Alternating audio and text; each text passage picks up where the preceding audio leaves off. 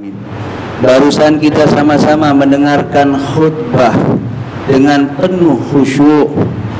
Khatib berpesan kepada kita setelah berpesan untuk kita meningkatkan ketakwaan kita kepada Allah Subhanahu wa taala, karena tujuan daripada puasa di bulan Ramadan ini untuk meningkatkan dan menjadikan kita orang-orang yang bertakwa kepada Allah Subhanahu wa taala. Karena dengan bertakwa itulah semua kebahagiaan di dunia maupun di akhirat. Dan dengan meninggalkan takwa, semua segala keburukan di dunia maupun di akhirat dengan meninggalkan takwa kepada Allah. Kemudian yang paling inti yang digarisbawahi oleh khatib tadi di dalam khutbahnya, yaitu yang berkenaan dengan Al-Quran, yang mana baginda Rasulullah sallallahu alaihi wasallam beliau bersabda, Al-Quran was-siyam yashfa'ani lil-'abd yaumal qiyamah. Al-Quran dan puasa yang kita lakukan ini akan membawa syafaat penolong buat kita kelak nanti di akhirat. Al-Quran dengan amal puasa yang kita lakukan ini akan memberikan penolong dan syafaat kita di hari kiamat. Bahkan di dalam hadis Sahih Muslim, Rasulullah SAW beliau bersabda, Iqra'ul Quran fa innahu ya'ti yawmal qiyamah syafi'an li ashabi.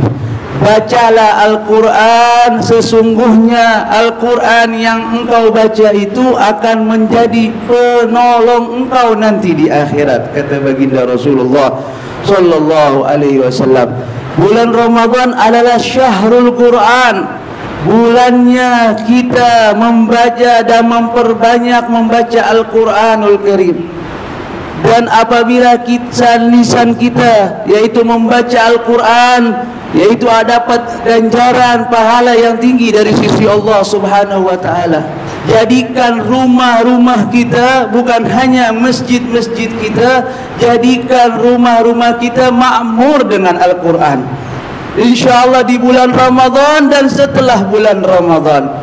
Bahkan baginda Rasulullah SAW bersabda, rumah yang dibacakan Al-Quran dilihat oleh penghuni langit seperti penghuni bumi melihat bintang-bintang yang ada di langit. Ini al-bait alladhi yuqra fihi al-Quran tatara'a li ahli as-sama' kama tatara'a lil ahli al-ard an-nujum. Yaitu sebagaimana orang penghuni bumi melihat yaitu bintang-bintang yang ada di langit, begitu juga penghuni langit melihat rumah yang dibacakan Al-Quran. Dahulu kala di Hadramut ada seorang ulama besar, yaitu Al-Habib Abdullah bin Abu Bakar bin Yahya. Ini beliau seorang yang gemar membaca Al-Quran. Kebiasaan beliau tatkala beliau di bulan Ramadan itu beliau melaksanakan sholat tarawih, yaitu menghatamkan Al-Quran, dan dilaksanakan oleh beliau bersama berjamaah dengan murid-murid beliau menghatamkan Al-Quran. Bahkan waktu beliau pergi umrah pun beliau di Masjidil Haram membaca Al-Quran khatam satu malam di dalam sholat tarawih.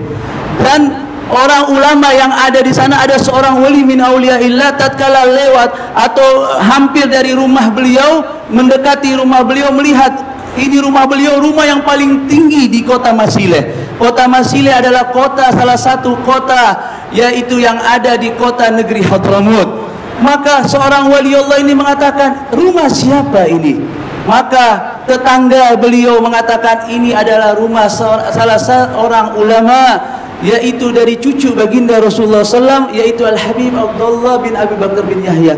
Apa gerangan yang beliau lakukan sehingga rumah beliau terlihat tinggi sekali? Maka ditanya kepada Al-Habib Abdullah, dia bilang, Alhamdulillah, syukran lillah, bersyukur kepada Allah, setiap tangga daripada tangga rumahku aku telah menghatamkan Al-Quran di dalam sholatku.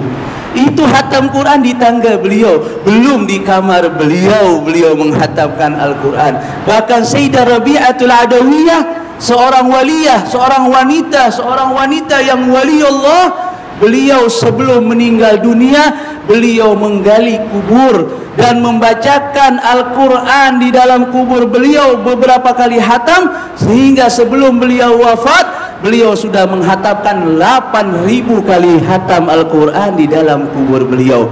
Kiranya seperti apa kubur yang sudah dihatamkan 8.000 kali hatam. Imam Syafi'i kalau hari-hari biasa sekali hatam, setiap hari dia menghatamkan Al-Quran sekali.